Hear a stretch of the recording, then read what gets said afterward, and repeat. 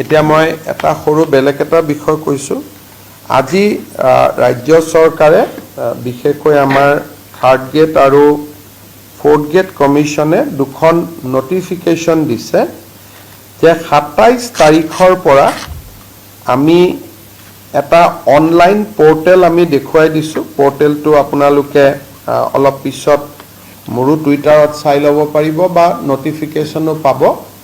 পৰ্টেলত আবেদন কৰিলে 50 টকা ফিজ দি আবেদন কৰিলে 15 তাৰিখৰ পৰীক্ষাত যিসকলে অৱতীৰ্ণ হৈছিল তেওঁলোকে নিজৰ OMR চিটখন ল'ব পাৰিব।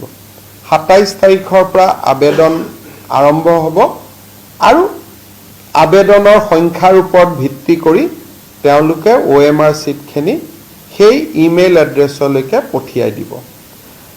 এনসাৰ কি 15 তাৰিখৰ পৰীক্ষাৰ এনসাৰ কি অহা 28 তাৰিখে সেবাৰ ৱেব পৰ্টেলত হোষ্ট কৰা হ'ব www.site.sebaonline.org ইয়াতে হোষ্ট কৰা হ'ব আৰু এনসাৰ কি লৈ যদি কাবাৰ আপত্তি থাকে সেয়াও যদি সেবাক জনোৱা যায় সেবাই বিচাৰ বিবেচনা কৰিব। গতিকে এই তিনিটা সিদিনাখন মই কৈছিলোঁ, তথাপিতো আজি আপোনালোকক আৰু ইয়াৰ নটিফিকেশ্যন আজি ইতিমধ্যে চৰকাৰে ইস্যু কৰিছে।